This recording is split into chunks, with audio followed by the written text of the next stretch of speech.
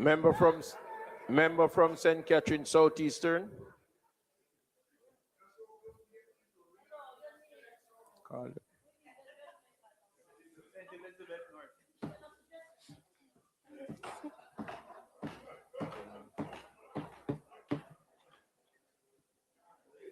St. Elizabeth Northeastern, sorry. Thank you, Mr. Speaker. Mr. Speaker, I rise to make my contribution in respect of the cybercrimes bill. Like most members of the House, I do generally support the amendments being brought before the House in a general sense. However, as indicated, there are concerns, Mr. Speaker, as it relates to the artificial intelligence component.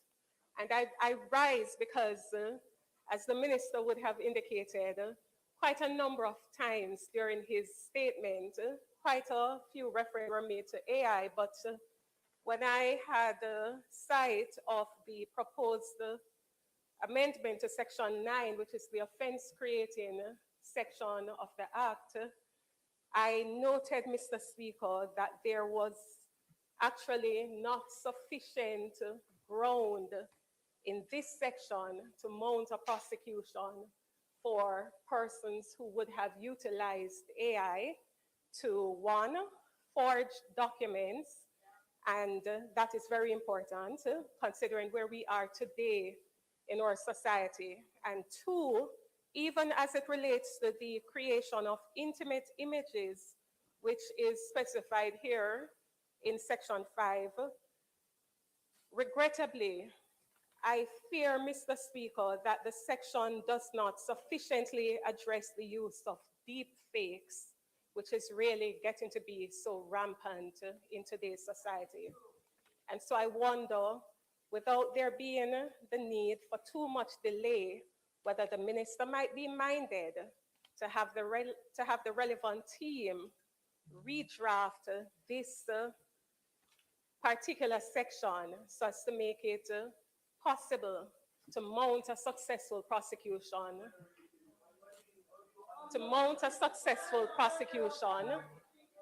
for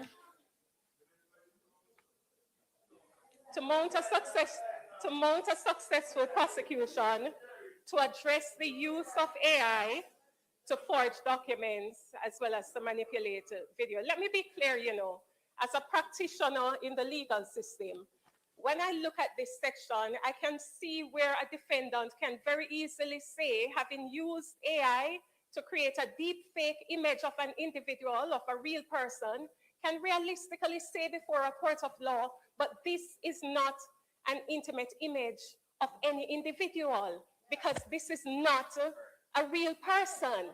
And so it is a real risk that we all face. It is a real risk that we all face in this House. And so I do not rise to be partisan. I rise to see how best we can have a meeting of the minds so as to protect the Jamaican public in this respect. And secondly, I note at 1C, subsection 1C, that it is a defense in any proceedings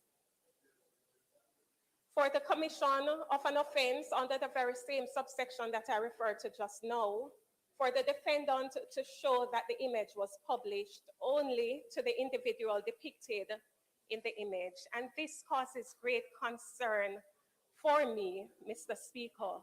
It raises great concern because I wonder, is there a reason why there should be a defense simply because the image was disseminated only to the person, the affected person? Why should it be a defense in circumstances where one of the most critical developments that we've seen now are instances where persons suffer such mental distress, mental anguish after having seen their images plastered or perhaps even not shared, but simply sent to them? It causes such anxiety. Why should it be a defense simply because the image was simply shared to the person in question, to the victim? Why is there need for there to be a defense in this respect? This is a matter that a judge can properly bear into consideration in determining matters to do with sentencing. It's a mitigating factor, if you will, at the very highest.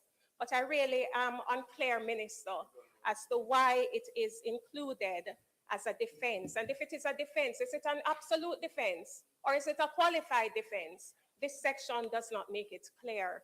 And so my question to you, Mr. Speaker, is there a reason for the inclusion of this particular section, which provides that if an offender simply publishes the image to the victim, then that's a defense? Why is it a defense?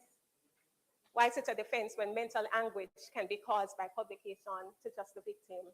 Why is it a defense?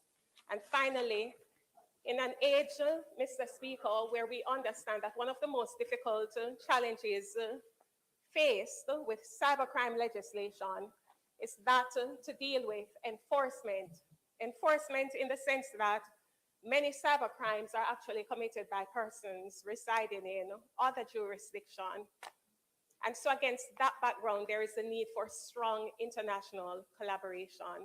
I therefore rise to ask in tandem with the learned members, is there a reason, is there a policy reason why we have not acceded to the Budapest Convention, which would actually allow for extradition of persons in other jurisdictions that commit cybercrimes offense, as long as you are a member or a party state to that convention?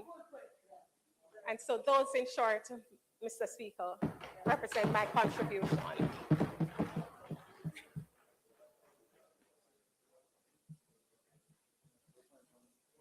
Centre and Southeastern.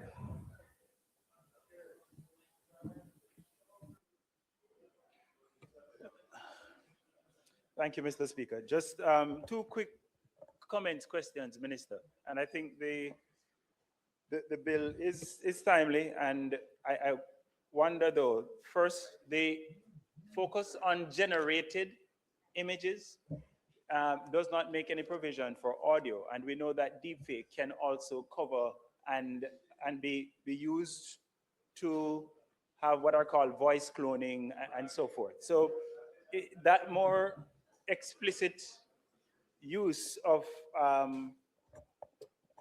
or at least broaden what is generated from images only to also include audio is one consideration which I'm asking that we make. Secondly, the generated images focus on nudity with good reason. And it is important, however, that we also think about the other ways in which generated images can cause harm, can cause anguish of one kind or another, as the member from Northeast St. Elizabeth said. And so to broaden what we're speaking to so that we do not